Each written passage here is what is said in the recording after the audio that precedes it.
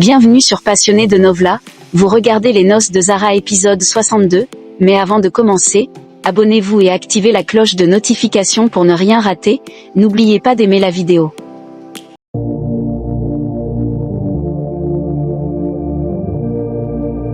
L'épisode s'ouvre sur une scène tendue où deux hommes poursuivent Zara, l'intimant de les suivre, mais celle-ci prend la fuite. Lors du conseil de la charia, Khalid déclare que Zara a annulé sa demande de démission et demande à ce qu'on les laisse rentrer chez eux. Irfan intervient en affirmant que sa fille, Zara, est une femme de parole et qu'elle viendra. Juste à ce moment-là, Zara entre et s'excuse de son retard, demandant la permission de s'exprimer avant de démissionner. Irfan lui accorde la parole.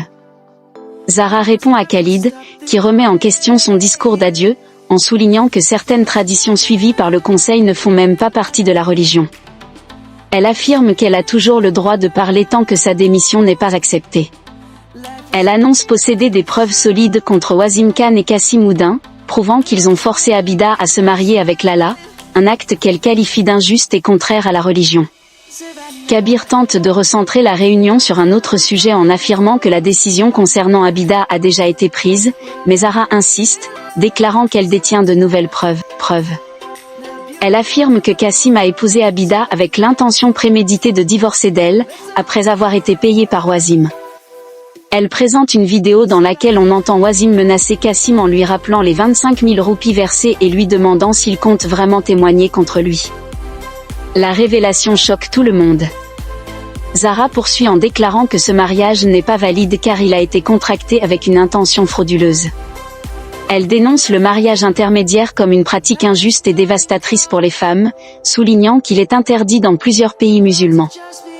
Elle appelle le conseil à condamner publiquement cette pratique et à envisager son interdiction. Irfan demande alors à Kabir, le vice-président, de donner son avis.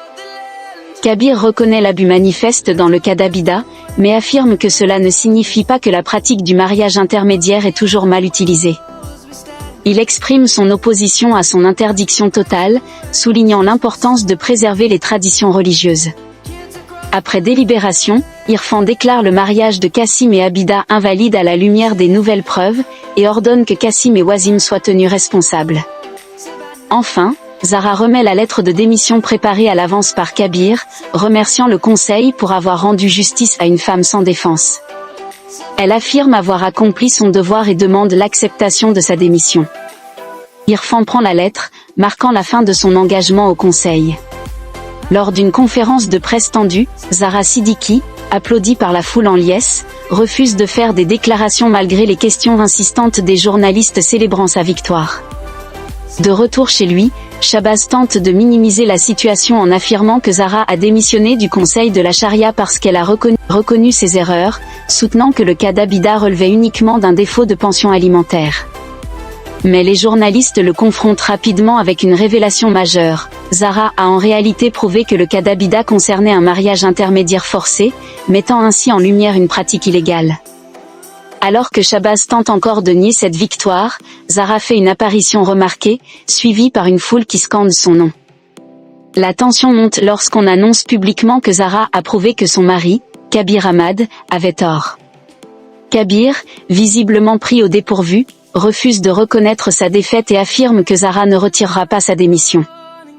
Malgré l'insistance des journalistes, il esquive les questions, tandis que Zara, digne et ferme, clôt la scène en demandant aux journalistes de partir. La foule continue à scander avec ferveur, « Longue vie à Zara Siddiqui ». Wasim informe Miraj qu'il est incapable de retrouver Nilofer, malgré ses recherches dans toute la maison. Miraj, inquiet, insiste sur la gravité de la situation, si Nilofer reste introuvable, il craint que Zara découvre la vérité et prévienne aussitôt la police. Il avoue qu'il ne sait même pas si Nilofer est encore en vie ou hospitalisée. Wasim, plus pessimiste, pense qu'elle est probablement déjà morte, et demande à Miraj si Zara l'a vue dans le parking. Miraj, pressé par le danger, décide de fuir quelques jours et ordonne à Wasim de le tenir informé de tout, peu importe la nature de l'événement. Pendant ce temps, dans les médias, Zara est saluée pour son courage et son rôle unique au sein du conseil de la charia. Beaucoup estiment que sa démission ne devrait pas être acceptée, et qu'au contraire, Kabir Ahmed, son mari, devrait quitter son poste de vice-président, son opinion étant jugée rétrograde et dangereux. Certains vont jusqu'à affirmer qu'il aurait dû contrôler ou divorcer de Zahra. Dans les cercles religieux conservateurs, la crise provoque un malaise profond. Hashmi craint que les événements n'entachent l'image de leur religion. Shahbaz, quant à lui, accuse Zahra et son père, le Qazi, d'avoir manipulé la situation pour éviter sa démission. Il prétend que le Qazi abuse de son pouvoir et pousse les jeunes sur une mauvaise voie. Selon lui, le Qazi agit par rancune et mérite d'être remplacé. Hashmi, sentant la situation dégénérer, déclare qu'il est temps d'intervenir pour mettre fin à cette tempête. Kabir, seul, repense aux paroles de Zahra et à son engagement. Lorsqu'elle entre dans la chambre, une confrontation intense éclate. Zahra lui rappelle qu'elle a démissionné comme il le souhaitait. Kabir, blessé dans son orgueil, l'accuse de l'avoir humilié publiquement. Zahra, de son côté, lui reproche de ne pas l'avoir soutenu dès le début dans l'affaire Abida. Le dialogue devient amer, Kabir l'accuse d'égoïsme, de rigidité, et de ne penser qu'à ses principes, au détriment de leur relation. Zahra affirme que ses principes définissent son identité et qu'elle ne peut les trahir, même par amour. Kabir, lassé, lui lance un ultimatum, choisir entre lui ou ses principes. Zahra refuse de renoncer à ce en quoi elle croit. Kabir, en colère, conclut qu'il a reçu sa réponse. Plus tard, Ayesha cherche Zahra sans succès. Elle veut lui apporter à manger, espérant réunir la famille autour du dîner. Shahbaz tente d'apaiser les tensions et insiste pour que Kabir se joigne à eux. À contre-cœur, Kabir accepte. Ayesha appelle Zahra à la table, mais celle-ci refuse, prétextant un manque d'appétit. Malgré les tentatives d'Ayesha, Zahra reste à l'écart, marquant une fracture visible au sein de la famille. Le lendemain, Shahbaz confronte Khalid après avoir appris que Zahra a rouvert l'affaire. Khalid explique que tout s'est déroulé rapidement et soupçonne le Qazi d'avoir anticipé les intentions de Zahra, retardant même l'audience pour lui permettre de prouver son point.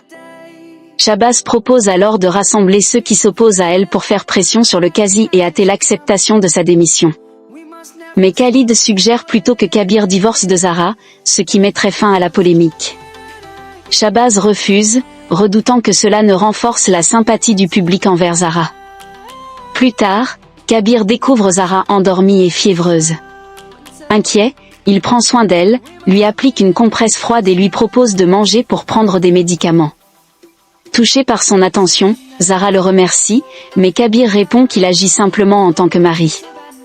Zahra questionne alors la nature de leur relation, ce à quoi Kabir répond simplement « Nous sommes mari et femme ». Pendant la nuit, Zahra trouve les médicaments à son chevet. Kabir revient, elle fait semblant de dormir. Il tente de la réveiller doucement et elle plaisante sur la mort, ce à quoi il réplique avec ironie. Zahra lui lance qu'elle ne veut plus lui parler, mais Kabir s'excuse sincèrement. Il lui demande de manger, mais elle se plaint d'être trop faible, provoquant un moment de tendresse mêlé de tension entre eux.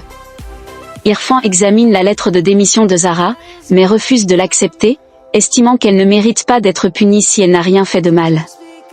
Pour lui, Zahra est la seule voix féminine du conseil et son départ serait une injustice envers toutes les femmes. Salma, elle, pense que Zahra devrait se retirer pour se concentrer sur sa famille et son mari. Elle insiste sur l'idée que le bonheur de Zahra passe par son foyer, même si cela implique de sacrifier une partie de soi. Irfan conclut en se demandant quel sacrifice Zahra fera à l'approche de la fête du sacrifice. Pendant ce temps, le jeune Aman demande de nouveaux vêtements pour la fête. Zinat, Ayesha et Kabir partagent ce moment de joie. Kabir en profite pour expliquer à Aman la véritable signification de la fête, le sacrifice. À travers une histoire simple, il raconte le récit du prophète Ibrahim, prêt à sacrifier son fils par amour pour le Tout-Puissant, jusqu'à ce que Dieu remplace l'enfant par un bouc. Kabir souligne l'esprit de dévotion, de partage et de foi que symbolise cette fête, transmettant ainsi une belle leçon à son neveu. Zahra observe Kabir jouer avec Aman, le cœur lourd. Zinat s'approche doucement et l'interpelle, lui rappelant les sacrifices que toutes les femmes font pour leur famille. Elle pose une question directe, qu'est-ce que Zahra est prête à sacrifier pour Kabir ? Ses principes, son acharnement ou son amour ? Ces mots hantent Zara. Pendant ce temps, Nilofer est conduite d'urgence à l'hôpital. Les infirmiers constatent une perte de sang importante due à une blessure grave. Un policier tente d'identifier la jeune femme, mais l'infirmier répond qu'elle a été trouvée inconsciente sur la route, sans aucun renseignement. De retour dans sa chambre, Zara est bouleversée. Les paroles de Zinat résonnent en elle, mêlées à ses souvenirs avec Kabir. Elle revoit les moments tendres, les discussions passionnées, et surtout cet instant marquant où Kabir lui a dit qu'elle devait choisir entre ses principes et lui. Elle se demande pourquoi Kabir lui impose un choix aussi cruel, alors que ses principes sont sa force pour protéger des femmes comme Abida, victimes d'injustice. Kabir entre dans la chambre et, la voyant pensive, lui demande si elle a dit quelque chose. Zara, troublée, répond vaguement, puis se parle à elle-même, avouant qu'elle est perdue.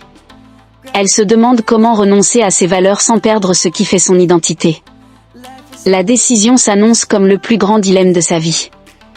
À l'hôpital, l'inspecteur s'enquiert de l'état de la patiente, mais le médecin lui répond que la situation est critique. La jeune femme est inconsciente, et son identité demeure un mystère. L'inspecteur, cependant, reste déterminé à retrouver sa famille et à faire avancer l'enquête. Plus tard, Shabazz invite Kabir à discuter en privé. Il lui parle de son potentiel et de sa valeur, soulignant qu'il est une perle rare qui peut grandir l'héritage et la réputation de leur famille. Shabazz lui propose de devenir le nouveau Qazi de la ville, un poste prestigieux et respecté, mais avec de lourdes responsabilités. Kabir, un peu sceptique, acquiesce, mais il doute des intentions de son père, sachant que l'opinion publique le soutient. Shabazz insiste sur l'importance de ne pas perdre la confiance des gens et de poursuivre ses efforts, tout en exprimant son inquiétude concernant Zara. Selon lui, les actions de Zara, qui remet en question les lois religieuses, risquent de ternir la réputation de Kabir et de nuire à ses ambitions. Shabazz prévient son fils que tant qu'il ne consolide pas sa position, la communauté ne lui offrira pas le rôle de Qazi. C'est la fin de l'épisode, merci d'avoir regardé, n'oubliez pas de vous abonner.